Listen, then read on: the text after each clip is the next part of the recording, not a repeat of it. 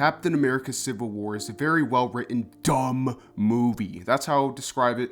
The dialogue, writing, acting, very good, but there's just too much that they got wrong and clearly made it just for the Civil War name, and it's funny. It's funny that this movie sold less than Minion. Every day I'm shuffling.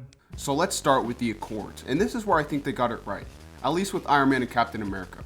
Captain America's arc in The Winter Soldier was about how back then, the government was a lot more black and white than it is now. And I thought that was excellent. So when he talks about how the safest hands are still our own, I like that. Iron Man had just made Ultron, so I can see how all that devastation would lead him to not even trust himself. But of course, it's the beginning of the character arc, not a core belief. So then Captain America gets arrested to solidify his separation. But then he learns about some evil super soldiers. So like a genius, he doesn't even try to tell anyone about this and immediately decides to be a criminal.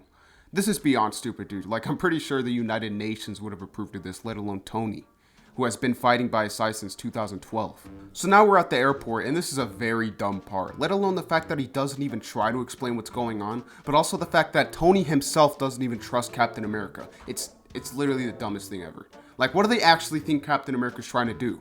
So naturally, instead of talking, they start attacking each other despite being family. So Iron Man, one of the most powerful Avengers who, with Mark 6, went toe-to-toe with Thor and killed Ultron Prime, starts getting pieced up by Falcon. So then the tactical genius Tony decides to punch Captain America because this movie's awesome. So now we learn that Zemo is a prophet who predicted literal... I don't even want to talk about how stupid this is. So he shows this video and Tony gets mad. And this is completely justified. Also the fact that Captain America already knew this. But when somebody's angry, there has to be a point where the anger clears up, right? When you come to your senses. Man, I could understand smacking Bucky, but this fight goes on for so long. And the entire time, Iron Man has full intention of killing Bucky, even though he knows that Bucky was being mind controlled. I understand how mad he must have been, but this is what separates good people from bad people. Iron Man is just a straight up psychopath here. And bro, let me just say that there's absolutely no way Iron Man lost this fight. The power levels are just non-existent at this point. But the real problem with Captain America beating Iron Man is the fact that Iron Man never redeems himself. He gets neutralized and then calms down. Like, how is Captain America even apologizing to Iron Man right now? He just tried to kill them both.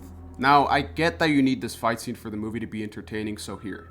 We know that Bucky is ashamed of his Winter Soldier side, so after a good 2 minutes of fighting, Iron Man is there, about to kill Bucky. But then we see that he can't bring himself to do it. Bucky almost chooses to not defend himself because he believes he deserves to be killed. Iron Man eventually realizes what he's doing and then flies off.